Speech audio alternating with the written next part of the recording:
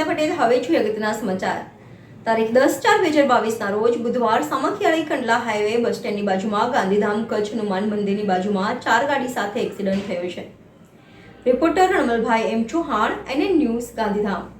દર્શક મિત્રો, તમારી આસપાસ બની રહેલી અવનવી ઘટનાઓ વિશે જાણવા માટે NN ન્યૂઝને લાઇક કરો, શેર કરો, સબસ્ક્રાઇબ કરો અને બેલ આઇકન પ્રેસ કરો, જેથી આપને નોટિફિકેશન્સ મળતી રહે।